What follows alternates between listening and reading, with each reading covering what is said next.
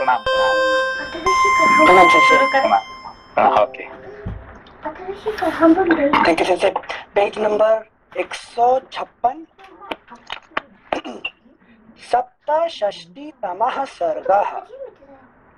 श्रीराम के द्वारा धनुर्भंग तथा राजा जनक का विश्वामित्र की आज्ञा से राजा दशरथ को बुलाने के लिए मंत्रियों को भेजना। जनक की यह बात सुनकर महामुनि विश्वामित्र बोले, राजन, आप श्री राम को अपना धनुष दिखाइए। तब राजा जनक ने मंत्रियों को आज्ञा दी, चंदन और मालाओं से सुशोभित वह दिव्य धनुष यहाँ ले आओ। राजा जनक की आज्ञा पाकर वे अमित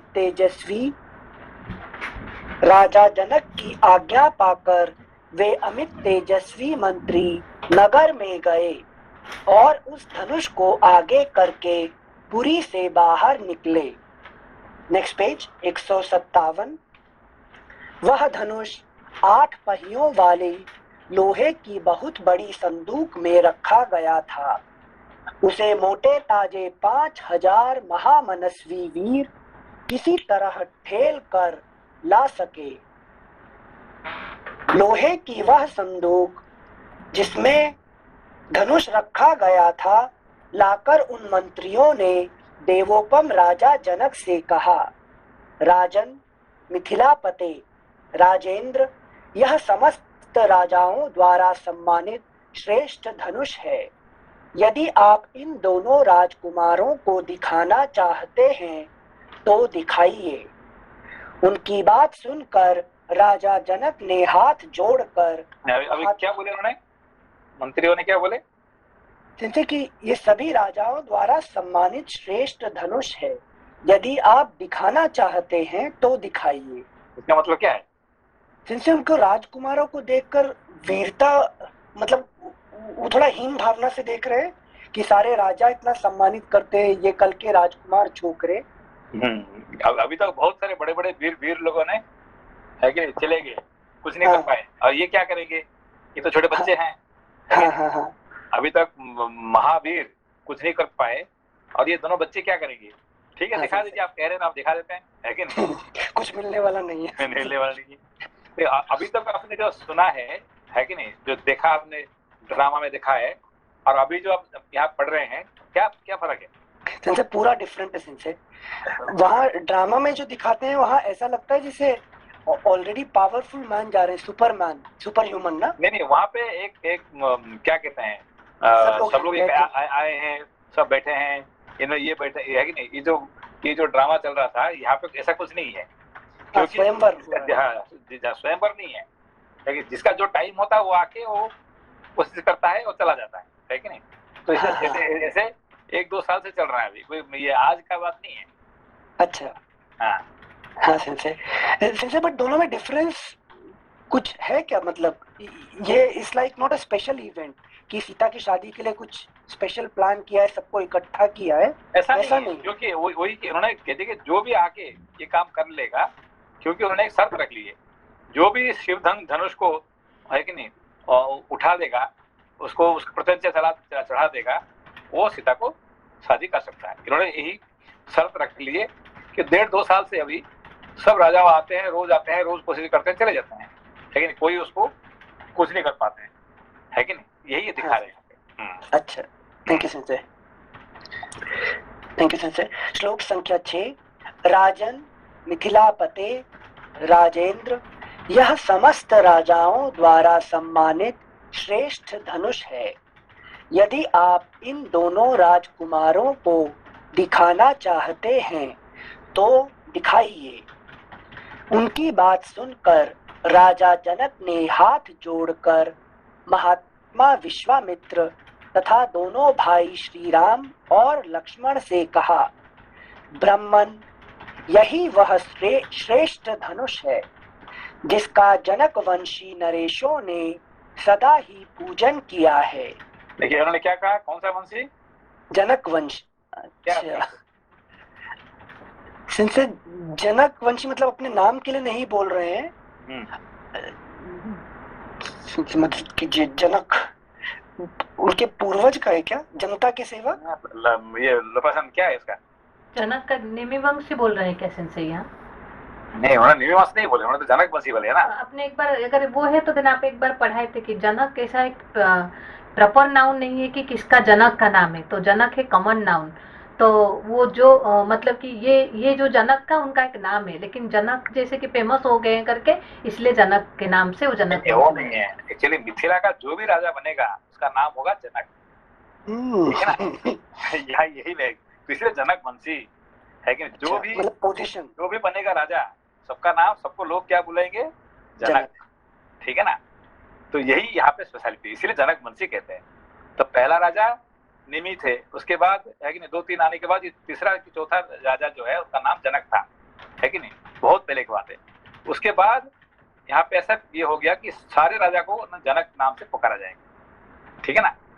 अच्छा अच्छा, जैसे स्वर्ग के राजा इंद्र, वैसे ही वहाँ पर पोजीशन बना दिया एक तरीके से, एनीबॉडी विल बी कॉल्ड। वहाँ तो इंद्र का तो एक पोजीशन है, यहाँ पे क्या है कि जो जनक ऐसा नाम हो गया कि सारे राजा को लोग जनक नाम से, जनक मतलब पिताजी, ठीक है ना, जनक मतलब पिताजी।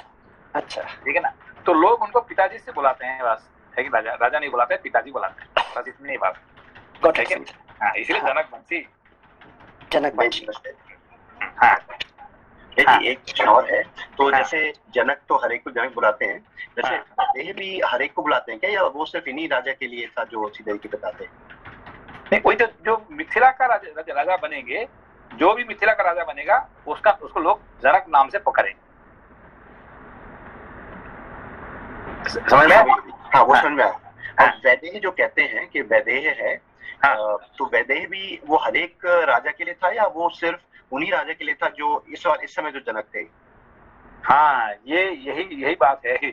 हाँ, वो एक मतलब बात है कि पहले का नाम मेरे ख्याल से विदय नहीं था, ये राजा के होने के बाद उसका नाम विदय हुआ है, ये बात सही है। ये इस बात के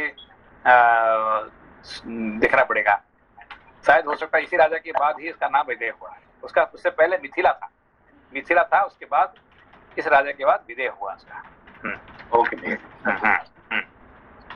थैंक यू सेंसे। श्लोक संख्या 8। ब्राह्मण, यही वह श्रेष्ठ धनुष है जिसका जनक वंशी नरेशों ने सदा ही पूजन किया है, तथा जो इसे उठाने में समर्थ न हो सके, उन महापराक्रमी नरेशों ने भी इसका पूर्व काल में सम्मान किया है। इसे समस्त देवता, असुर, राक्षस, गंधर्व, बड़े बड़े यक्ष, किन्नर और महानाग भी नहीं चढ़ा सके हैं। फिर इस धनुष को खींचने, चढ़ाने, इस पर बाण संधान करने, इसकी प्रत्यंचा पर टंकार देने तथा इसे उठाकर इधर उधर हिलाने में मनुष्यों की कहाँ शक्ति है। मुनि प्रवर, यह श्रेष्ठ धनुष यहाँ लाया गया है। महाभाग, आप इसे इन दोनों राजकुमारों को दिखाइए। श्री राम सहित विश्वामित्र ने जनक का वह कथन सुनकर रघुनंद से कहा, वत्स राम, इस धनुष को देखो। महर्षि की आज्ञा से श्री राम ने जिसमें वह धनुष था उस संदूक को खोलकर उस धनुष को देखा और कहा, अच्छा, अब मैं इस दिव्य एवं श्रेष्ठ धनुष में हाथ लगाता हूँ। मैं इसे उठाने और चढ़ाने का भी प्रयत्न करूंगा। अभी देखो इन्होंने जो यहाँ पे बात आ रहे हैं कि राम जी धनुष को कैसे उठा के कैसे ही कर लिए, कैसे, क्यों? चाचा परमिशन ले रहे हैं पहले, वो उठाने से पहले तो विश्वामित्र जी खुद बिना जानते हुए हैं, क्यों उनको कहते भाई आप ये इसको ये करो, क्यों कहते हैं उनको? संजय, कुछ रिलेशन है कि उनको पता है राम कौन है, वो दिव्य शक्ति दे चुके हैं? वो नहीं, रामायण में दिव्य शक्ति का बात यहाँ पे ज्यादा बात नहीं करते हैं, ठीक है ना। अच्छा, यहाँ पे कृष्ण भगवान के जो है ना भागवत में, इसमें है ना कि भगवान चमत्कारी दिखाते हैं, ये दिखाते हैं क्या, विश्व रूप दिखाते हैं, ये सब है ना दिव्य दिखाते हैं, कौन सा ये कृष्ण भगवान का चलता है। राम भगवान का दिखाते वो नहीं चलता है, ठीक है ना। जैसे वो जो शस्त्र वेद का ज्ञान था ना, धनुर्वेद का ज्ञान, वो पहले ही दे चुके थे ना विश्वामित्र जी। हाँ, तो क्या दिए थे धनुर्वेद में? बला अति बला, मालूम है ना कि दो दिए थे, है कि नहीं। तो उसका ऊपर इनका विश्वास है कि ये काम करेंगे, यहाँ पे ये दिखिए यहाँ पे, है कि अच्छा अच्छा। तो रामायण में आपको ऐसा कभी नहीं मिलेगा कि भाई राम जी ये दिखा देते हैं, क्या कहते हैं, विश्व रूप दिखा देते हैं उसको, ये वो चमत्कारी वाली बात ज्यादा नहीं होता है कि नहीं। Got it sincere. प्रैक्टिकल, थोड़ा प्रैक्टिकल। इसीलिए विश्वामित्र जी कहते हैं तुम यहाँ करो, है कि नहीं। अब भगवान कृष्ण को कभी उन्होंने नहीं बुला नहीं गए तो उसको दिखाओ विश्व रूप, वैसे ये करो नहीं है, वो अपने आप दिखा के उसको काम कर लेते, खत्म कर देते है कि नहीं। तो पिताजी ने बोले कि भाई तुम इसका ऐसा मत करो, वो उल्टा करते हैं, है कि नहीं। तो पिताजी ने क्या बोले कि तुम लोग पहली बार जा रहे हैं, मथुरा जा रहे हैं, वहाँ कंस का राजा है कि नहीं, और आप वहाँ पे कुछ उल्टा ऐसा मत करना, है कि नहीं। और गए पहला ये धोबी पे ऐसे थप्पड़ मारे कि मर गया उसमें, मर गया। तो यही है कि राम और कृष्ण का यही फर्क है, ठीक है ना। तो यहाँ पे क्या है कि बला अति बला जो दो वीरण दिए थे, कौन, विश्वामित्र जी दिए थे, उस बल के ऊपर इन्होंने ये कर पाएंगे, ये विश्वामित्र को पता था ही, है कि नहीं। अच्छा अच्छा, मतलब बेसिकली उनको अपनी शक्ति ही दिए है ना राम को। तो वो जो धनुर्वेद का जो पारंगत किए थे उनको, ठीक है ना। हाँ संजय, थैंक यू संजय। प्रणाम प्रणाम। संजय, वो राम जी और कृष्ण जी का मतलब वो फर्क समझ में नहीं, मतलब थोड़ा समझ में आया लेकिन थोड़ा सा कंफ्यूजन हो गया। देखिए यहाँ पे जो रामायण में जो राम जी को वर्णन करते हैं, हाँ। एक क्या कहते हैं, एक परफेक्ट ह्यूमन बीइंग हिसाब से, ठीक है ना, मर्यादा पुरुषोत्तम, इसलिए उनका मर्यादा पुरुषोत्तम। कृष्ण को मर्यादा पुरुषोत्तम नहीं कहा जाता है क्यों, तो सारे मर्यादा भंग करते हैं वो, हाँ, तो जो भी उसको सारे मर्यादा का भंग करने वाले कृष्ण थे, है कि नहीं। विश्व रूप दिखाने का है, ये चमत्कारी दिखाना है, उसको सूरज को छुपा देने का है। कि कृष्ण जब अर्जुन ने कह दिया कि भाई मैं सूर्यास्त से पहले इसको मारूंगा तो मैं मरूंगा, तो फिर भगवान ने उसको ये सब काम जो उल्टा सीधा काम, सब मर्यादा का भंग करने का काम कृष्ण ने करते हैं, है कि नहीं। और सारे मर्यादा का अंदर में काम करते हैं, ये राम करते हैं, इसलिए मर्यादा पुरुषोत्तम कहते हैं, ठीक है ना। तो इसीलिए यहाँ पे ऐसा नहीं कि कोई राजा उठा नहीं पाया और इन्होंने कर दिया, इतना नहीं, उनको पहले विश्वामित्र जी सारे सिखाए थे, ऐसे ऐसे करो, ऐसे ऐसे करो, है कि नहीं। तो उसी हिसाब से तो उनका परमिशन है कि नहीं, गुरु जी कहते हैं तुम इसे करो, ठीक है, आप कहते तो मैं कर लेता हूँ, है कि नहीं, इसी हिसाब से करते हैं। धन्यवाद संजय, सॉरी टू डिस्टर्ब। बला अति बला, अगर साधारण पुरुष, राम भी एक मनुष्य के रूप में अवतार होके ये सब किए, तो हम अपने जीवन में बला अति बला कैसे ला सकते हैं? फिर आपको ऐसे गुरु का भी जरूरत पड़ेगा जो विश्वामित्र जैसे गुरु है कि नहीं। वो जो धनुर्वेद में वो उस समय पे हमारे जो क्या कहते हैं, दो गुरु है कि नहीं, दो गुरु है, एक होते हैं परशुराम, दूसरा होते हैं विश्वामित्र। ये दो ही गुरु जो है जिनका पास धनुर्वेद का है कि नहीं। तो फिर उनसे द्रोणाचार्य के पास आया था, है कि नहीं, उनसे आया था, किससे, परशुराम से आया था।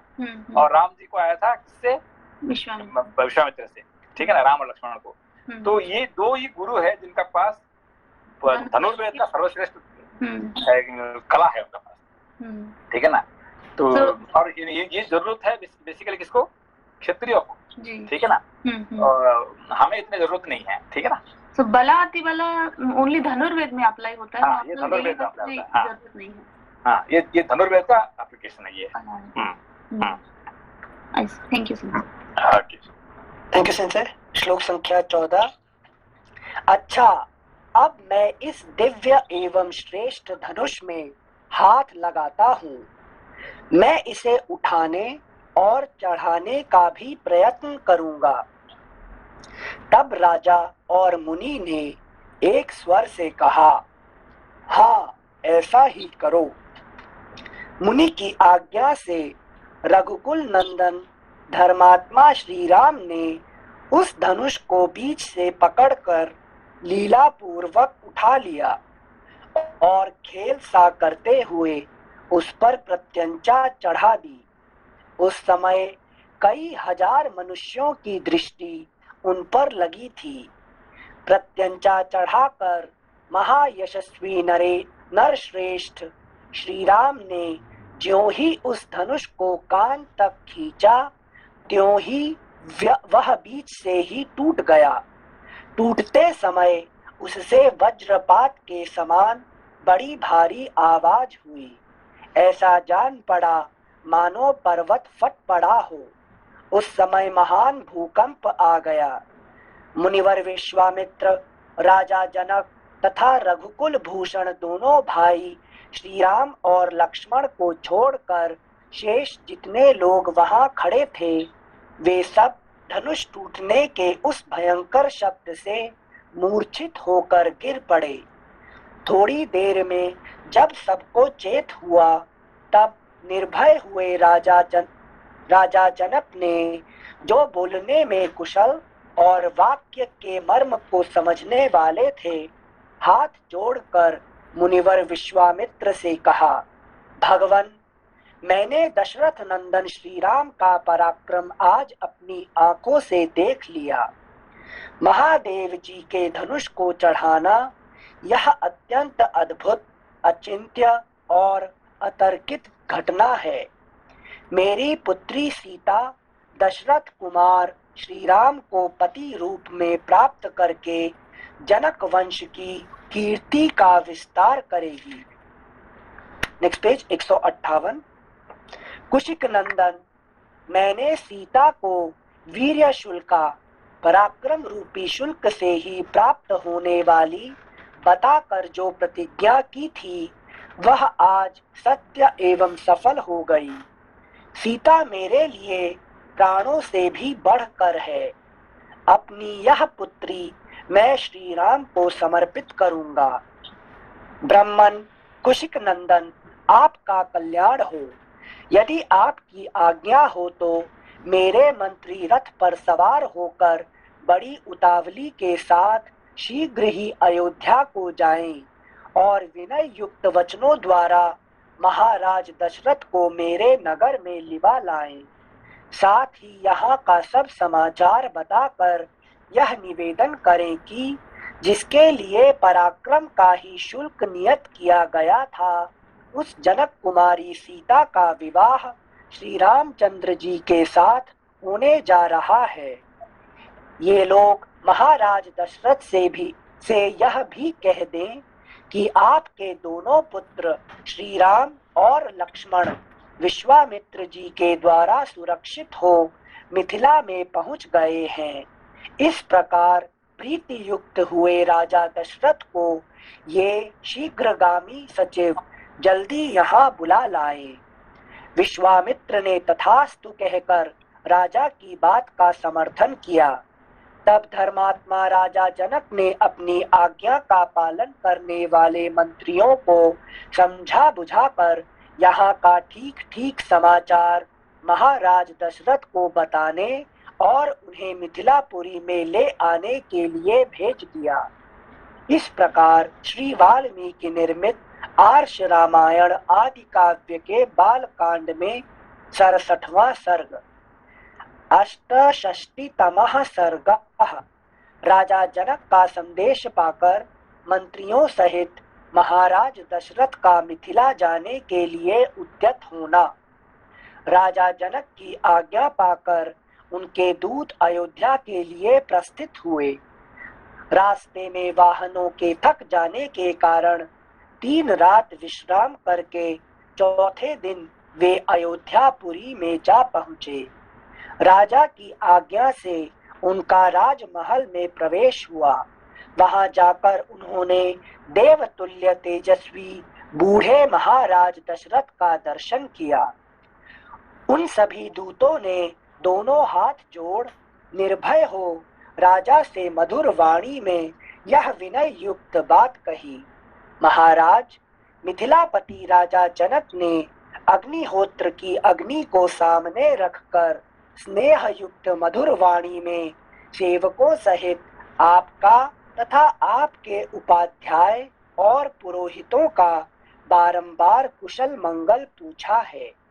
इस प्रकार व्यग्रता रहित कुशल पूछकर मिथिलापति विदेहराज ने महर्षि विश्वामित्र की आज्ञा से आपको यह संदेश दिया है। राजन, आपको मेरी पहले की हुई प्रतिज्ञा का हाल मालूम होगा। मैंने अपनी पुत्री के विवाह के लिए पराक्रम का ही शुल्क नियत किया था। उसे सुनकर कितने ही राजा अमर्ष में भरे हुए आए, किंतु यहाँ पराक्रमहीन सिद्ध हुए और विमुख होकर घर लौट गए। नरेश्वर, मेरी इस कन्या को विश्वामित्र जी के साथ अकस्मात घूमते फिरते आए हुए आपके पुत्र श्री राम ने अपने पराक्रम से जीत लिया है। महाबाहो, महात्मा श्री राम ने महान जन समुदाय के मध्य मेरे यहाँ रखे हुए रत्न स्वरूप दिव्य धनुष को बीच से तोड़ डाला है। Next page 159। अतः मैं इन महात्मा श्री रामचंद्र जी को अपनी वीर शुल्का कन्या सीता प्रदान करूंगा। ऐसा करके मैं अपनी प्रतिज्ञा से पार होना चाहता हूँ। आप इसके लिए मुझे आज्ञा देने की कृपा करें। महाराज, आप अपने गुरु एवं पुरोहित के साथ यहाँ शीघ्र पधारें और अपने दोनों पुत्र रघुकुल भूषण श्री राम और लक्ष्मण को देखें। आपका भला हो। राजेंद्र, यहाँ पधार कर आप मेरी प्रतिज्ञा पूर्ण करें। यहाँ आने से आपको अपने दोनों पुत्रों के विवाह जनित आनंद की प्राप्ति होगी। राजन, इस तरह विदेहराज ने आपके पास यह मधुर संदेश भेजा था।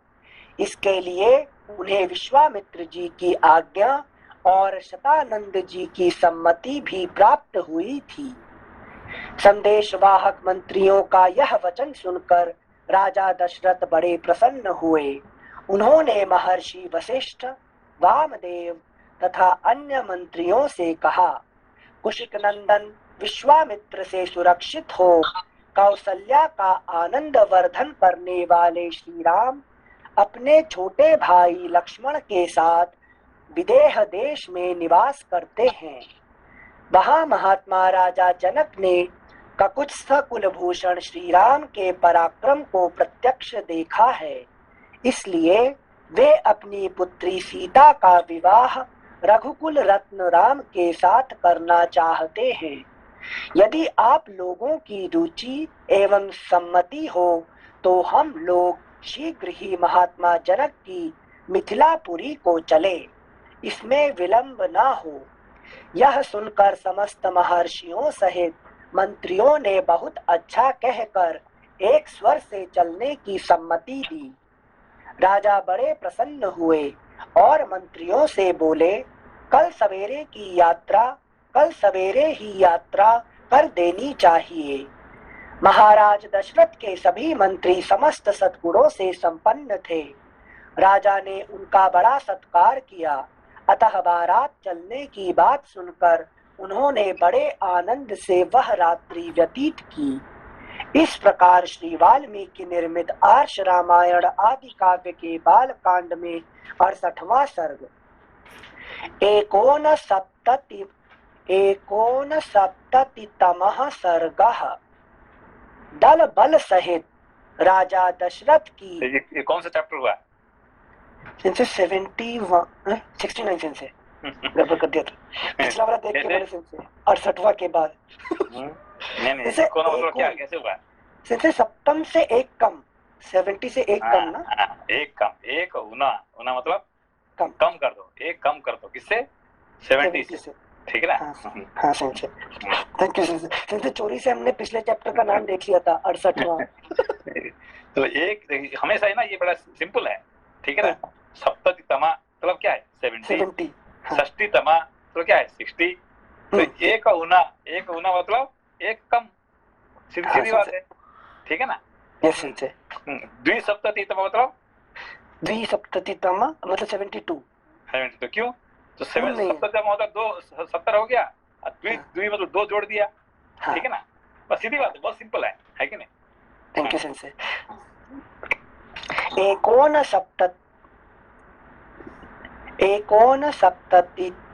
एकोनसप्ततितमः सर्गः।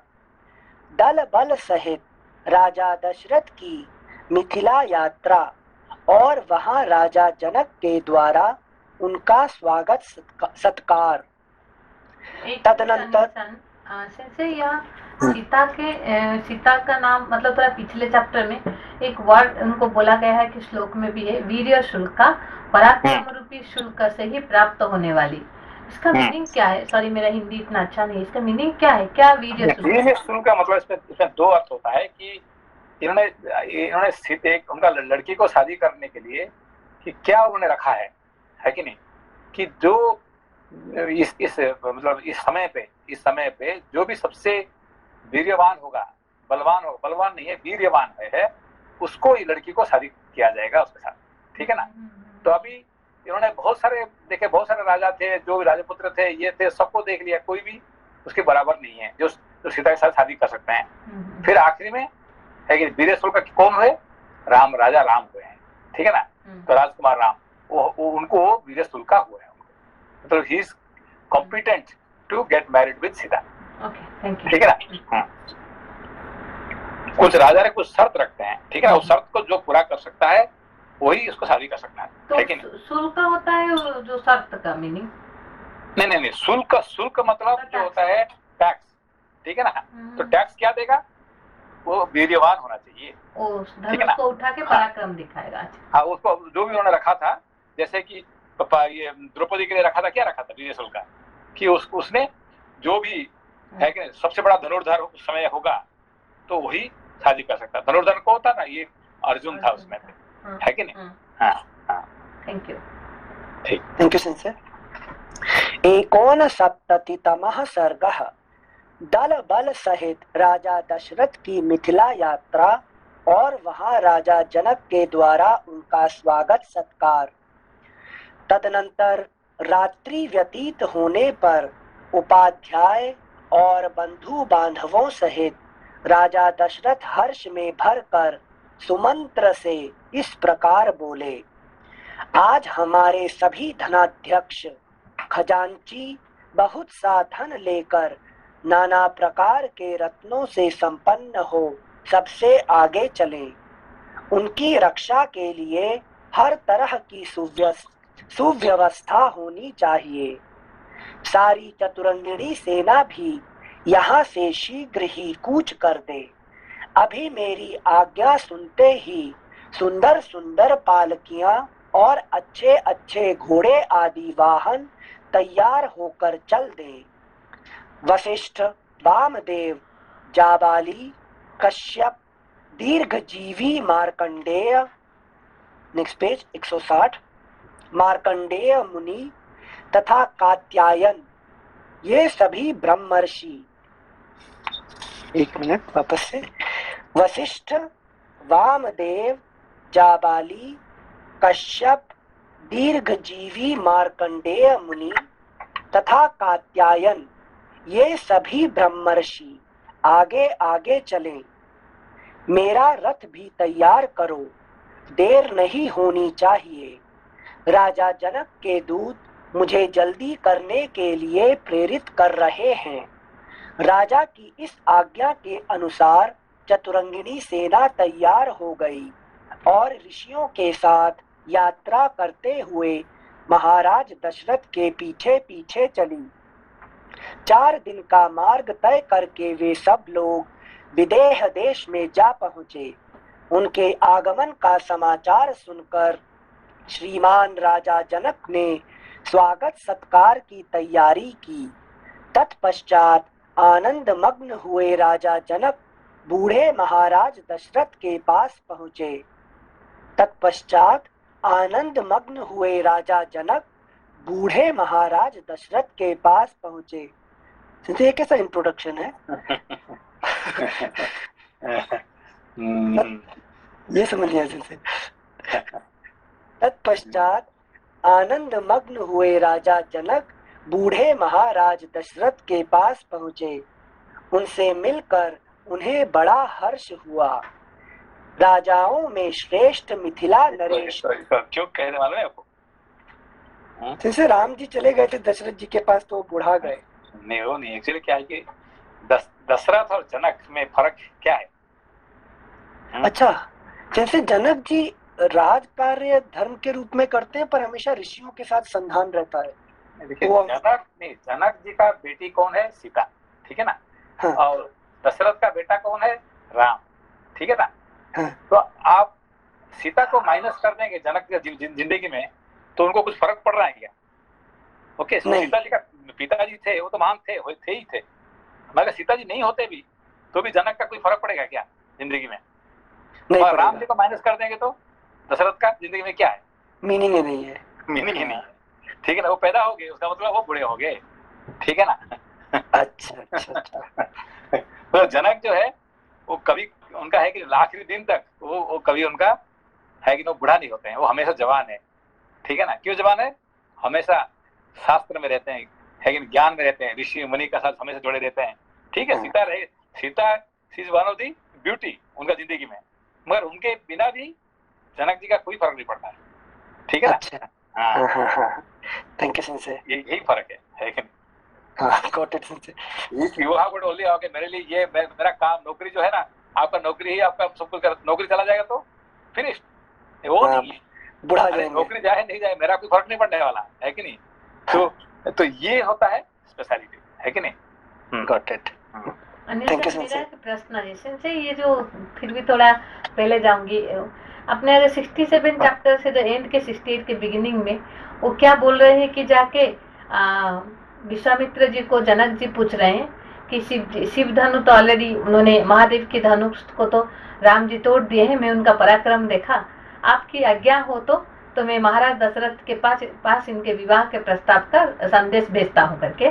तो मतलब और क्या भेजे हैं कि ऑलरेडी विश्वामित्र जी ऑलरेडी भेज चुके हैं, शतानंद जी और मैं ऑलरेडी हो चुका है, मतलब आपका उसमें कुछ ये कहने के लिए बचा नहीं है कुछ, तो है कि नहीं? मेरे ये प्रश्न है सही, मतलब पिता को नहीं पूछे, गुरु को नहीं पूछे, किसको नहीं पूछ के वो जो खाते नहीं, मतलब कि बाय डिफॉल्ट उन्होंने डिसाइड कर दिया, मतलब ऐसा ये कुछ उसका तो फिलोसॉफिकल मीनिंग है। हाँ, नहीं वही बात है, क्योंकि जनक जी ने डिसाइड ऑलरेडी कर चुके हैं, ऑलरेडी टॉपिक इज फिनिश्ड। क्या है फिर उन्होंने कह दिया कि नहीं, देखिए इसमें विश्वामित्र जी कह चुके हैं और मेरा जो पूरा सतानंद जी उसने उनका है कि नहीं मोहर लग चुका है, उसका मतलब जी की आज्ञा और सतानंद जी की सम्मति भी प्राप्त हो चुका है। अभी आपको कुछ ना करने के लिए सेरेमनी करके जाओ। हाँ, तो आज पिता के हिसाब से तुमको इन्विटेशन किया जाता है, तुम आके ये कर लो, है कि नहीं? चॉइस नहीं है तुम्हारा। वो थोड़ा अजीब लगा मुझे, मतलब ऐसा होता है सेंसे। यही जनक है कि नहीं? इसको कहते जनक महाराज, है कि नहीं? और एक दूसरा था कि इन लोगों को जो गए चौथे दिन में पहुंचे, फिर उन लोग जब आए चौथा दिन तक, मतलब 4 दिन का कुछ फिलोसॉफिकल मीनिंग है कि ना, मिथिला से अयोध्या 4 दिन का रास्ता है, ऐसा कुछ है? एक मतलब इसको फिलोसॉफिकल जाएगा थोड़ा टाइम लग जाएगा, फिलोसॉफिकल अभी इसको छोड़ के, है कि नहीं? फिलहाल अभी कहानी को पहले समझ लीजिए, फिर फिलोसॉफी आगे पढ़ेंगे, ठीक है? Thank you. ये शिव धनुष क्या होता है, क्यों राम जी तोड़ते हैं, कि ये सब फिलोसॉफिकल तो बहुत उसका, लेकिन बहुत उसका मीनिंगफुल है। इंटरेस्टिंग लगा कि वो पिता को नहीं पूछ के बोल रहे हैं कि आ जाओ शादी में, तो वो थोड़ा सा इंटरेस्टिंग लगा। सेंसे ने वो जस्टिफिकेशन दी है ना, मेरी लड़की वीर शुल्का है, उन्होंने पराक्रम से जीता है, जो वो क्षत्रिय है। मतलब जस्टिफिकेशन दिए है कि दशरथ का सारे दुनिया उनका पीछे, मेरा बेटी के पीछे है, मगर मैं तुमको दे रहा हूँ, है कि नहीं? ये मेरा मेरी शांति तुम्हें दे रहा हूँ, है कि not that you are great, my daughter is great. Correct.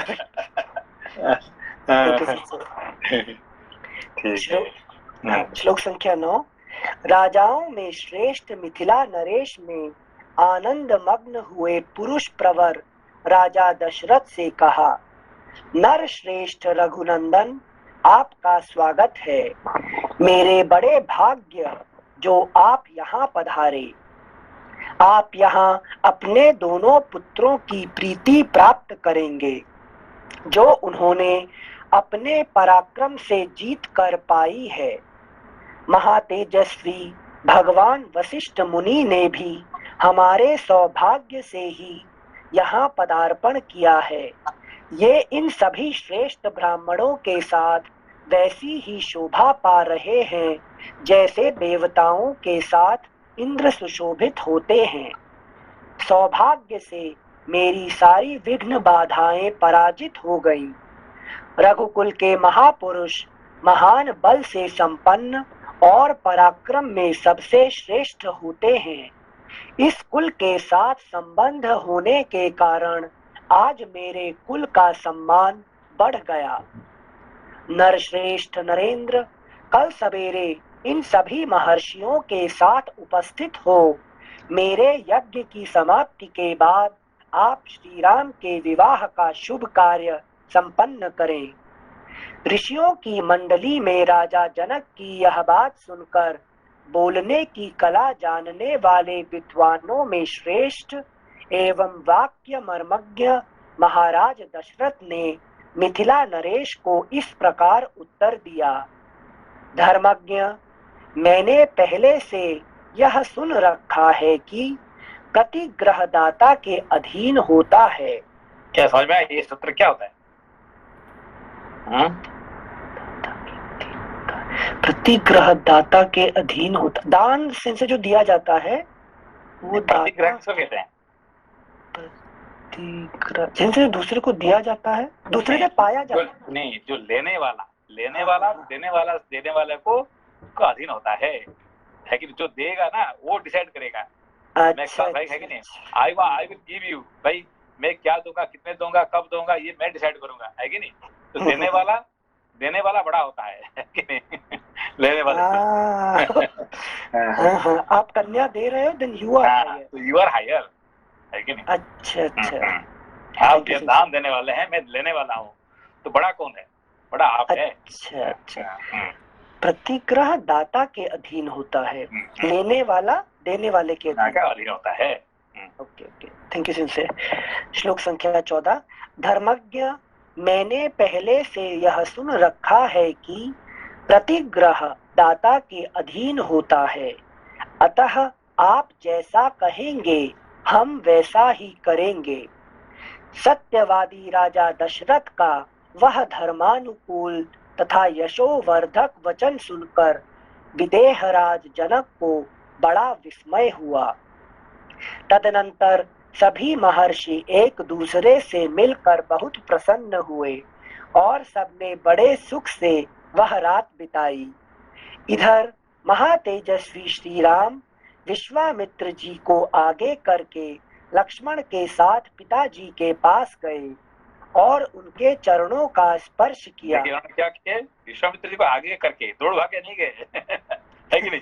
मेरे पिताजी आए, मैं मिलने के लिए मैं जाऊं, नहीं है कि नहीं? आगे कौन जाएगा, कौन चलेगा? तो इनका आदेश नहीं होगा तो मैं मिल नहीं सकता हूँ। अभी मैं विश्वामित्र जी का धरोहर हूँ, है कि नहीं? यही दिखाना चाहिए। बहुत बड़ी बात है। पिताजी आए हैं तो दौड़ भाग के कि I have to meet my father, वो नहीं होता है है कि नहीं?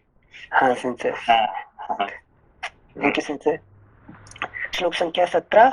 इधर महातेजस्वी श्री राम विश्वामित्र जी को आगे करके लक्ष्मण के साथ पिताजी के पास गए और उनके चरणों का स्पर्श किया।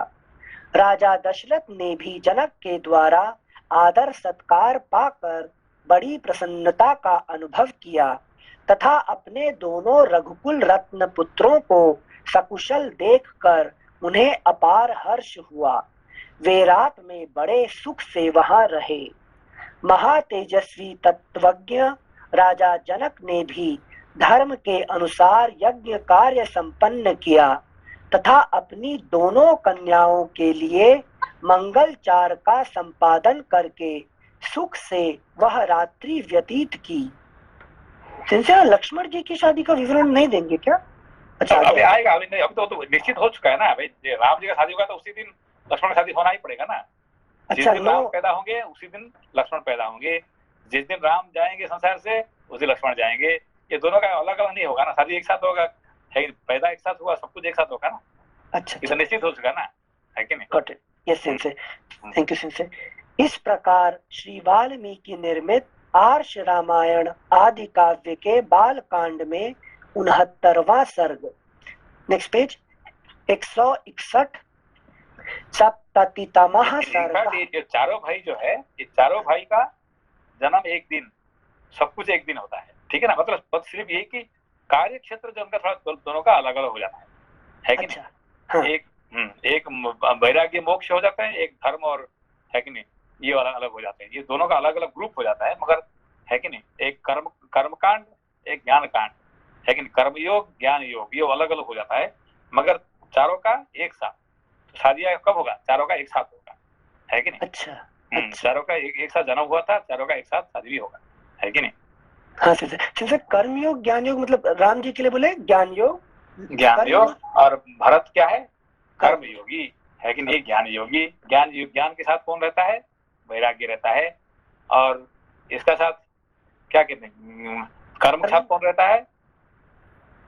धर्म से धर्म होता है। धर्म के साथ कौन रहता है?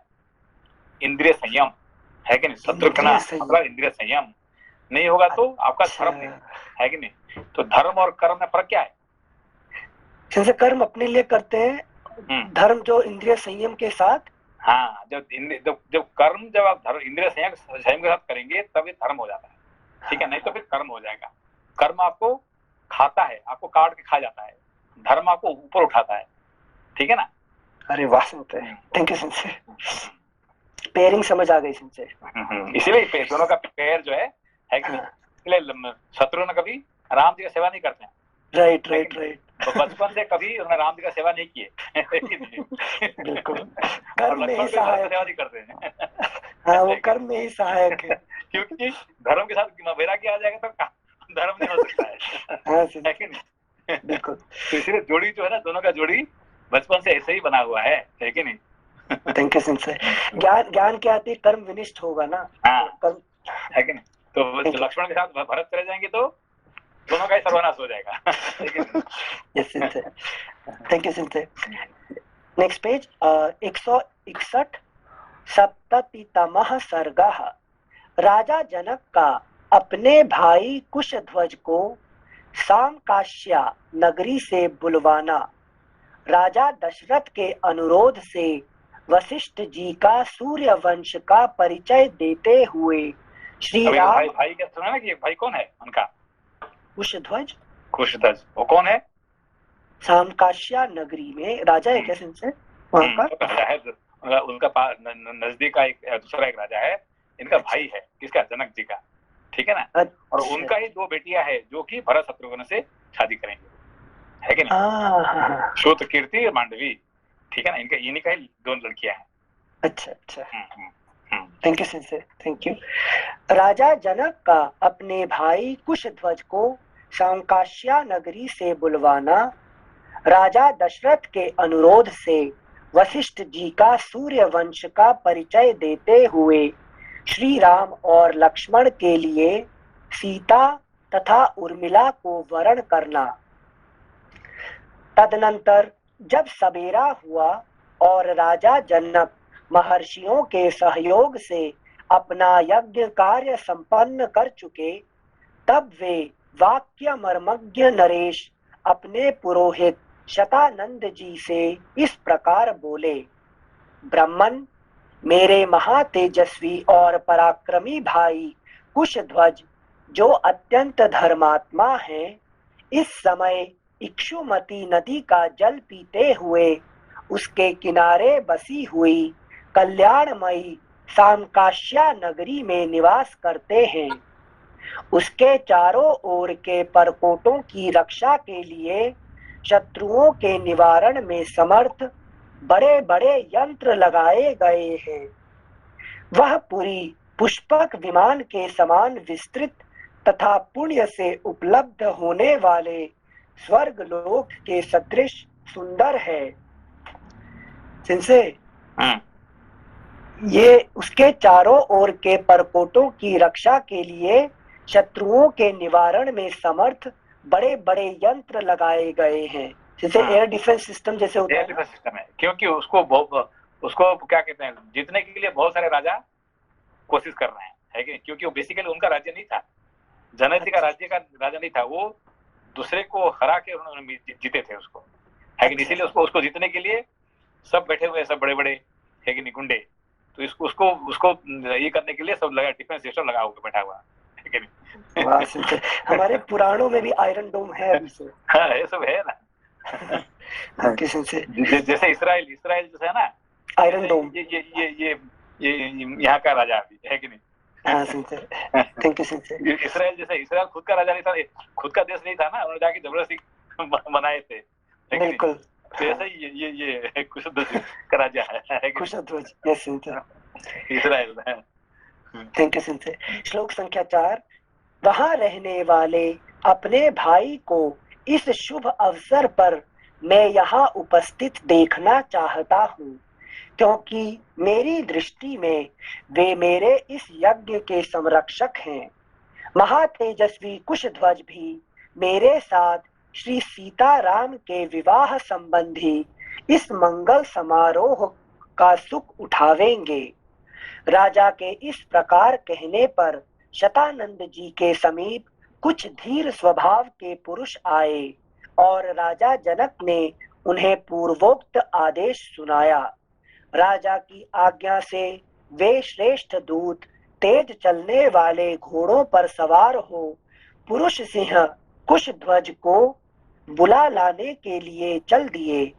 मानो इंद्र की आज्ञा से उनके दूत भगवान विष्णु को बुलाने जा रहे हों। सामकाश्या में पहुंचकर उन्होंने कुशध्वज से भेंट की और मिथिला का यथार्थ समाचार एवं जनक का अभिप्राय भी निवेदन किया। उन महावेगशाली श्रेष्ठ दूतों के मुख से मिथिला का सारा वृत्तांत सुनकर राजा कुशध्वज महाराज जनक की आज्ञा के अनुसार मिथिला में आए। वहां उन्होंने धर्मवत्सल महात्मा जनक का दर्शन किया। फिर शतानंद जी तथा अत्यंत धार्मिक जनक को प्रणाम करके वे राजा के योग्य परम दिव्य सिंहासन पर विराजमान हुए। सिंहासन पर बैठे हुए उन दोनों अमित तेजस्वी वीर बंधुओं ने मंत्री प्रवर सुदामन को भेजा और कहा, मंत्रीवर, आप शीघ्र ही अमित तेजस्वी इक्ष्वाकु कुलभूषण महाराज दशरथ के पास जाइए और पुत्रों तथा मंत्रियों सहित उन दुर्जय नरेश को यहाँ बुला लाइए। आज्ञा पाकर मंत्री सुदामन महाराज दशरथ के खेमे में जाकर रघुकुल की कीर्ति बढ़ाने वाले उन नरेश से मिले और मस्तक झुकाकर उन्हें प्रणाम करने के पश्चात इस प्रकार बोले, वीर अयोध्या नरेश, मिथिलापति विदेहराज जनक, इस समय उपाध्याय और पुरोहित सहित आपका दर्शन करना चाहते हैं। मंत्रीवर सुदामन की बात सुनकर राजा दशरथ ऋषियों और बंधु बांधवों के साथ उस स्थान पर गए जहां राजा जनक विद्यमान थे। Next page 162। मंत्री, उपाध्याय और भाई बंधुओं सहित राजा दशरथ, जो बोलने की कला जानने वाले विद्वानों में श्रेष्ठ थे, विदेहराज जनक से इस प्रकार बोले, महाराज, आपको तो विदित ही होगा कि इक्ष्वाकु कुल के देवता ये महर्षि वशिष्ठ जी हैं। हमारे यहाँ सभी कार्यों में ये भगवान वशिष्ठ मुनि ही कर्तव्य का उपदेश करते हैं और इन्हीं की आज्ञा का पालन किया जाता है। यदि संपूर्ण महर्षियों सहित विश्वामित्र जी की आज्ञा हो तो ये धर्मात्मा वशिष्ठ ही पहले मेरी कुल परंपरा का क्रमशः परिचय देंगे। यूं कहकर जब राजा दशरथ चुप हो गए, तब वाक्यवेत्ता भगवान वशिष्ठ मुनि पुरोहित सहित विदेहराज से इस प्रकार बोले, मतलब पहले क्या होगा कि उनका जो है कि नहीं, कुल का परिचय देते हैं, है कि नहीं, ये कौन सा कुल से आते हैं, है कि नहीं, उनका पिताजी जी कहाँ से शुरू होते हैं, है कि नहीं, ये बताएंगे। अच्छा, थैंक यू। उनका परिचय। अच्छा, जैसे मतलब गोत्र का पूरा डिस्क्रिप्शन या पूरा कहाँ कुल का? जैसे कि हमारे हिंदू धर्म में क्या होता है कि आपका जो परिचय कहाँ से शुरू होता है, ब्रह्मा जी से शुरू होता है, हाँ। है कि नहीं? हमारा पहला पिताजी कौन थे? ब्रह्मा जी। उनका पुत्र थे कश्यप जी। फिर ऐसे करते करते करते मरीचि का पुत्र कश्यप का पुत्र, ऐसे धीरे धीरे सबका नाम आ जाएगा। फिर अब तक आएगा नहीं आएगा। अरे वाह। तो पहला नाम शुरू होगा ब्रह्मा जी, ब्रह्मा के बाद मरीचि, फिर कश्यप, फिर मनु, है कि नहीं? इस तरह से आएगा। हाँ ठीक, thank you sense. Brahma ji की श्लोक संख्या 19-20। ब्रह्मा जी की उत्पत्ति का कारण अव्यक्त है। मतलब क्या है इसका अर्थ? जैसे ब्रह्मा जी से स्टार्टिंग हो रही है, उनसे पहले कुछ भी उससे पहले हमें पता नहीं है कि नहीं, वो अव्यक्त है कि नहीं? उससे पहले है कि नहीं? कोई कहता है कि विष्णु है, ये है, वो मुझे पता नहीं भाई। हम तो जानते ब्रह्मा जी तक जानते हैं, उससे पहले हम जानते नहीं है कि नहीं? सिंसे बताने वाला भी कौन है? ब्रह्मा जी का पुत्र है कि नहीं? पिताजी को जानता हूँ, उससे ऊपर थैंक यू सिंसे। ब्रह्मा जी की उत्पत्ति का कारण अव्यक्त है। ये स्वयंभू हैं, नित्य, शाश्वत और अविनाशी हैं। उन सिंसे राम जी का परिचय देने के लिए ब्रह्मा जी शुरू होता है कि नहीं?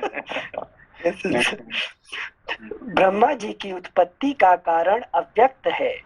ये स्वयंभू हैं, नित्य, शाश्वत और अविनाशी हैं। उनसे मरीचि की उत्पत्ति हुई। मरीचि के पुत्र कश्यप हैं। लेकिन ये जो तीनों है ये कॉमन है, ठीक है ना?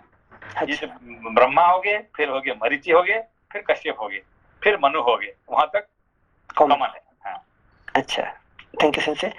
कश्यप से विवस्वान का और विवस्वान से वैवस्वत मनु का जन्म हुआ। मनु पहले प्रजापति थे, उनसे इक्ष्वाकु नामक पुत्र हुआ।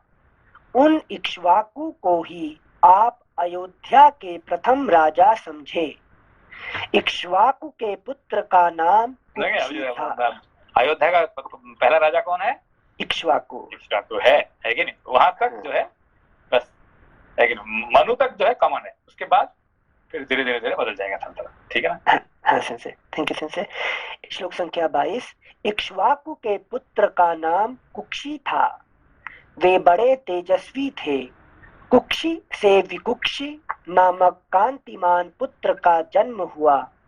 विकुक्षी के पुत्र महातेजस्वी और प्रतापी बाण हुए।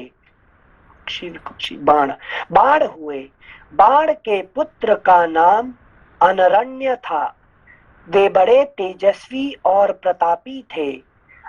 अनरण्य से पृथु और पृथु से त्रिशंकु का जन्म हुआ।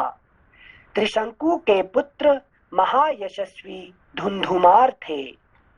धुंधुमार त्रिशंकु के बारे में कुछ नहीं कहते हैं, है कि नहीं? जो कि नया स्वर्ग बनाए थे, जो अभी इंद्र बने बैठे हुए हैं, कुछ नहीं कह रहे हैं, है कि नहीं? संत विश्वामित्र जी गुस्सा हो जाएंगे ना, मेरी तपस्या खराब की। अनरण्य से, अनरण्य से पृथु, श्लोक संख्या 24। अनरण्य से पृथु और पृथु से त्रिशंकु का जन्म हुआ। त्रिशंकु के पुत्र महायशस्वी धुंधुमार थे। धुंधुमार से महातेजस्वी महारथी युवनाश्व का जन्म हुआ। युवनाश्व के पुत्र मानधाता हुए। लेकिन फिर यहाँ एक महान आगे मानधाता, ठीक है? मानधाता, हाँ। युवनाश्व के पुत्र मानधाता हुए, जो समस्त भूमंडल के स्वामी थे। मानधाता से सुसंधि नामक कांतिमान पुत्र का जन्म हुआ। सुसंधि के भी 2 पुत्र हुए, ध्रुव संधि और प्रसेनजित। ध्रुव संधि से भरत नामक यशस्वी पुत्र का जन्म हुआ। भरत से महातेजस्वी असित की उत्पत्ति हुई। राजा असित के साथ हय, तालजंघ और शशबिंदु, इन 3 राजवंशों के लोग शत्रुता रखने लगे थे। युद्ध में इन तीनों शत्रुओं का सामना करते हुए राजा असित प्रवासी हो गए। वे अपनी 2 रानियों के साथ हिमालय पर आकर रहने लगे। राजा असित के पास बहुत थोड़ी सेना शेष रह गई थी। वे हिमालय पर ही मृत्यु को प्राप्त हो गए। उस समय उनकी दोनों रानियां गर्भवती थीं, ऐसा सुना गया है। उनमें से एक रानी ने अपनी सौत का गर्भ नष्ट जानते ना कौन है ये? कौन है? जैसे सगर पैदा होने वाले हैं। हाँ, सगर का पिताजी का नाम। हाँ सिंसे हमने ये देख लिया था विषयुक्त भोजन। अच्छा थैंक यू सिंसे। उनमें से एक रानी ने अपनी सौत का गर्भ नष्ट करने के लिए उसे विष युक्त भोजन दे दिया। उस समय उस रमणीय एवं श्रेष्ठ पर्वत पर भृगुकुल में उत्पन्न हुए महामुनि च्यवन तपस्या में लगे हुए थे। हिमालय पर ही उनका आश्रम था।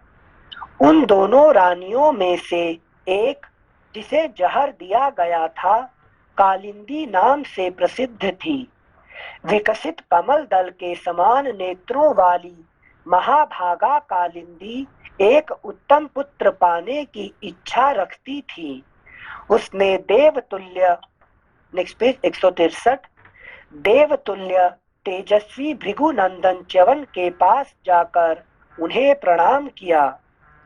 उस समय ब्रह्मर्षि च्यवन ने पुत्र की अभिलाषा रखने वाली कालिंदी से पुत्र जन्म के विषय में कहा, महाभागे, तुम्हारे उदर में एक महान बलवान, महातेजस्वी और महापराक्रमी उत्तम पुत्र है। वह कांतिमान बालक थोड़े ही दिनों में गर जहर के साथ उत्पन्न होगा। अतः कमल लोचने, तुम पुत्र के लिए चिंता न करो। वह विधवा राजकुमारी कालिंदी बड़ी पतिव्रता थी। महर्षि च्यवन को नमस्कार करके वह देवी अपने आश्रम पर लौट आई। फिर समय आने पर उसने एक पुत्र को जन्म दिया। उसकी सौत ने उसके गर्भ को नष्ट कर देने के लिए जो गर विष दिया था, उसके साथ ही उत्पन्न होने के कारण वह राजकुमार सगर नाम से विख्यात हुआ। सगर के पुत्र असमंज और असमंज के पुत्र अंशुमान हुए। अंशुमान के पुत्र दिलीप और दिलीप के पुत्र भगीरथ हुए। भगीरथ से ककुत्स्थ और ककुत्स्थ से रघु का जन्म हुआ। ककुत्स्थ से रघु का जन्म हुआ। रघु के तेजस्वी पुत्र प्रवृद्ध हुए। प्रवृद्ध जो शाप से राक्षस हो गए थे। जैसे कलमाशपाद है क्या? प्रवृद्ध, ओके। ओह, वे ही कलमाशपाद नाम से भी प्रसिद्ध हुए थे। उनसे शंखण नामक पुत्र का जन्म हुआ था। शंखण के पुत्र सुदर्शन और सुदर्शन के अग्निवर्ण हुए। अग्निवर्ण के शीघ्रक और शीघ्रक के पुत्र मरु थे। मरु से प्रशुश्रुक और प्रशुश्रुक से अम्बरीश की उत्पत्ति हुई। अम्बरीश के पुत्र राजा नहुष हुए। नहुष के ययाति और ययाति के पुत्र नाभाग थे। नाभाग के अज हुए। अज से दशरथ का जन्म हुआ। इन्हीं महाराज दशरथ से ये दोनों भाई श्री राम और लक्ष्मण उत्पन्न हुए हैं। इक्ष्वाकु कुल में उत्पन्न हुए राजाओं का वंश आदिकाल से ही शुद्ध रहा है। ये सब के सब परम धर्मात्मा, वीर और सत्यवादी होते आए हैं। नरश्रेष्ठ नरेश्वर इसी इक्ष्वाकु कुल में उत्पन्न हुए श्री राम और लक्ष्मण के लिए मैं आपकी 2 कन्याओं का वरण करता हूँ। ये आपकी कन्याओं के योग्य हैं और आपकी कन्याएं इनके योग्य, अतः आप इन्हें कन्यादान करें। इस प्रकार श्री वाल्मीकि निर्मित आर्ष रामायण आदि काव्य के बाल कांड में 70वां सर्ग। ठीक है, प्रणाम सेंसे। प्रणाम प्रणाम प्रणाम। नमस्ते। नमस्कार। नमस्कार नमस्कार। Pranam Sensei, प्रणाम sorry, प्रणाम। just one हाँ। question. Tomorrow हाँ। is very important day, ज्येष्ठ हाँ, अमावस्या। वो ज्येष्ठ अमावस्या है ना, वो सावित्री का दिन होता है। हाँ। अच्छा अच्छा। वट सावित्री व्रत। हाँ हाँ। Tomorrow. Okay, thank you. Okay okay, thank you प्रणाम सेंसे। प्रणाम प्रणाम प्रणाम प्रणाम सेंसे। प्रणाम प्रणाम।